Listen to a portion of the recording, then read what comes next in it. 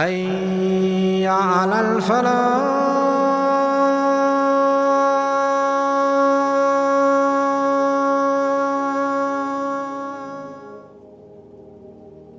When we're coming from countries which are full of fraud, it's very hard to get out of that mindset of fraud, where you make the extra $100 by doing something not up to standard, where you make the extra $1,000 by overcharging a person who doesn't really know the prices in the market. And fraud is really all around us. You have mail fraud, you have driver's license fraud, you have healthcare fraud. A few years ago in the United States, a man, a Muslim, bearded, practicing Muslim, really, was arrested by the FBI for healthcare fraud. And this fraud was worth, I don't know what, 50 million US dollars at that time. And you know what? It just keeps repeating itself. More fraud, more dishonesty, more scamming. And this has to stop. You know, the Prophet ﷺ, he told us in a beautiful hadith. He said that whoever cheats us is not going to be considered from us. This is how serious of a matter this is. The Prophet ﷺ, he said in another hadith, he said plotting, deceptive behavior and cheating, all of these things lead to the fire.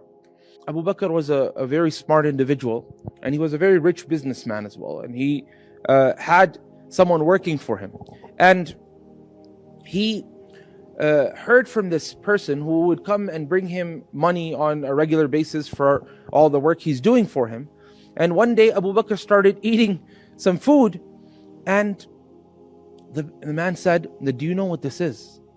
He said, "No, what is this?" He said that I was doing some work for someone when it was the pre-Islamic period in Jahiliyyah, and I wasn't good at the job that I was doing. And he said, I cheated the person, and so he gave me money for that job, even though the job was not a very good job anyways to begin with. He said, he gave me this money. So Abu Bakr took that food out of his stomach. He ended up self-inducing vomit. He poked his finger down his throat so he could vomit all of the food out, because he doesn't want a morsel of meal to go into his body that is based on cheating. When you eat food that you've earned the money of from cheating, it's haram for you to eat that food. And that's why the very first verse that was revealed to the Prophet ﷺ when he went to Medina, Allah subhanahu wa ta'ala revealed, وَيْلٌ لِلْمُطَفِّفِينَ, woe to those people who do a form of cheating, which is basically الَّذِينَ إِذَا اكْتَالُوا عَلَى النَّاسِ يَسْتَوْفُونَ. Those people, when they're measuring their share from other people, they want to get the complete share. But whenever they're measuring for other people, what do? They give them a little bit less. This was the very first set of verses revealed to the Prophet ﷺ. Just imagine that. Because throughout the Meccan period, what's happening is during the Meccan period, the Prophet ﷺ is being given guidances related to Tawheed, Aqidah.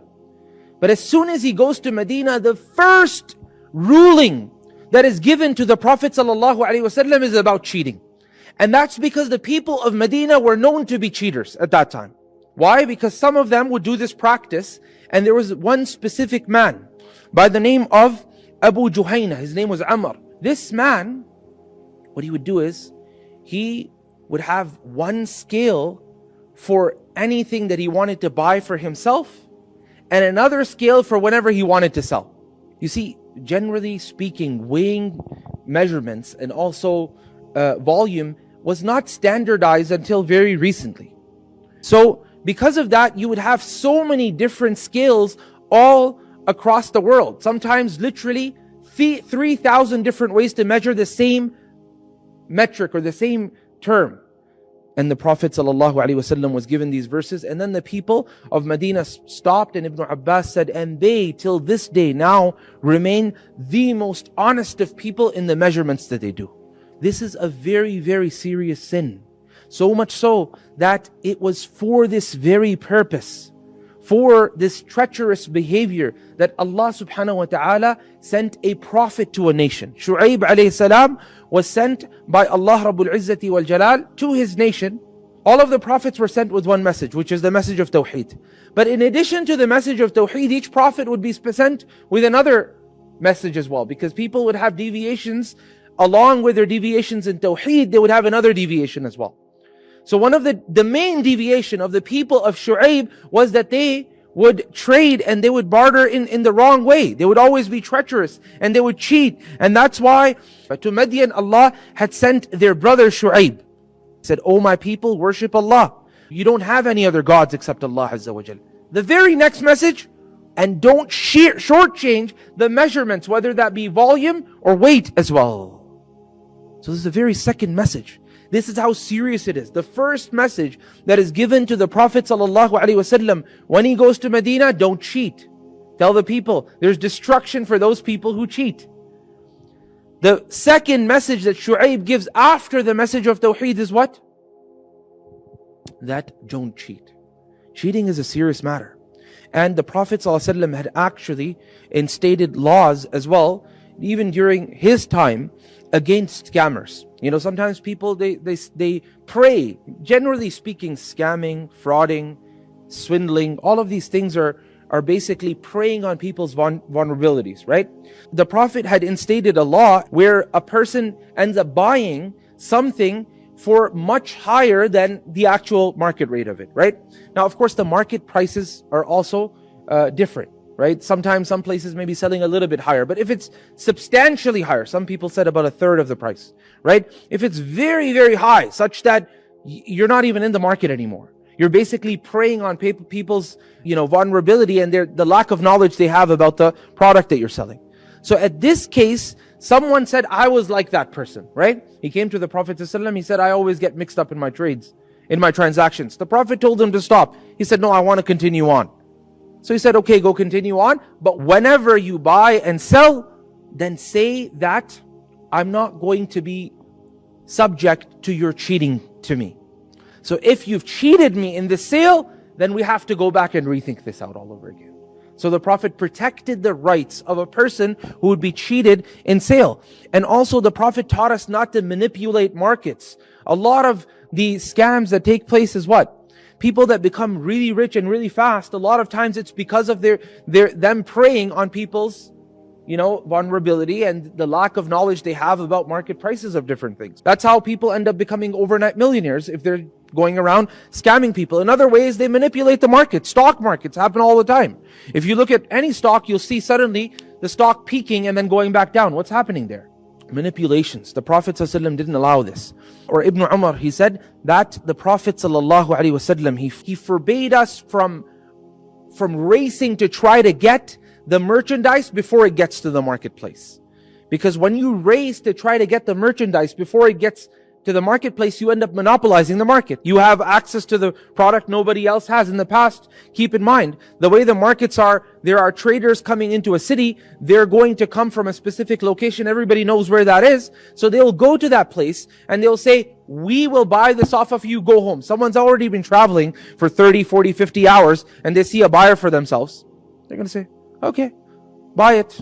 We're getting profit, but they don't know the market rate for these things. So the Prophet said that this is the concept of a talaqqi. When you end up going outside of town to try to get that product before it arrives even in the market. Now this is not import-export. It's a little bit different. You have traders coming into town with their product. You basically tell them, you know what, the market is not what you're thinking these days. Add a few lies to it as well. And then you say, well, I'll buy all of this off of you for this price. Before you get to the market and see what people would actually be willing to pay for this product, right? That's a form of manipulation of the market. And the Prophet ﷺ, he forbade this. The Prophet wanted people to be honest in their transactions. And we know this from the hadith in which the Prophet ﷺ, he said, the two people who are buying and selling, they are given a choice, so long as they don't end up departing. If you're sitting in one gathering, and I buy from you, or you sell to me, we have an option to return during that time. This is called khiyarul majlis. The Prophet ﷺ, He continued, he said, if the two people involved in the transaction are honest and they clarify everything, they're honest, they're not ambiguous, they're not scamming, they're not hiding important information, they're not fine printing things, they're telling everybody the absolute truth about the sale. The Prophet ﷺ, he said, in that case, at that moment, Allah Azza wa Jal puts barakah in their sales. But if they're not honest, they hide and they're dishonest, in that case, Allah Azza wa Jal takes away all of the blessings, all of the barakah from their sale as well.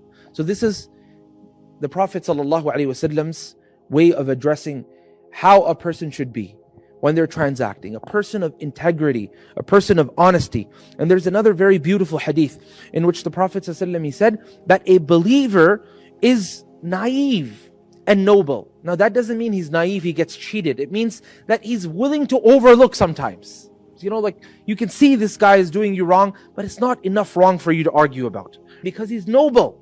As for the ignoble person, he is deceitful and treacherous. Every opportunity he can get to maximize the profits, he's going to take it through any means necessary, because for him the goal is not to please Allah, the goal is to increase the profits. And sometimes that's a very, very tough road to go down, because when you start going down that road, you don't stop, and then people become serial scammers. And then you have people who have millions of dollars and they get into dubious activity to make those millions into billions. So it's a very, very rough road to go down, and you don't ever want to go down that road, but you want to go down another road. And this road is the road of the honest trader, the honest merchant. The Prophet ﷺ, he said in a hadith, and this is a debated hadith in terms of its chain, accepted by Tirmidhi and others. The Prophet ﷺ, he said that the honest trader, the honest merchant, the trustworthy merchant, he will be with the prophets of God. He will be with the honest people among the nation of Muhammad sallallahu alaihi wasallam and other nations as well. And also the shuhada.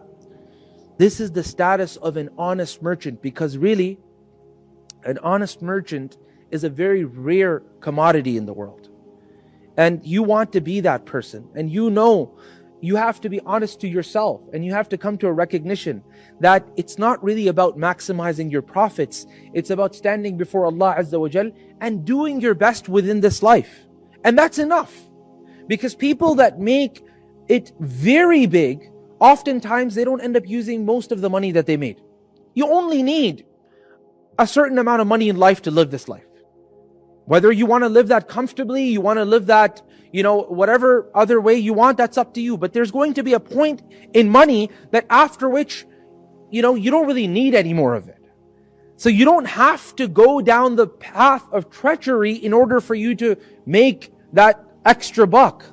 With honesty, you can make enough money in life, potentially become as rich as those people who had dubious activities to get that wealth. That's number one. Number two, you can get enough money to live whatever way you want. You can do that with honesty. But this way you will have a comfortable life in this dunya, and you'll also have Jannah afterwards.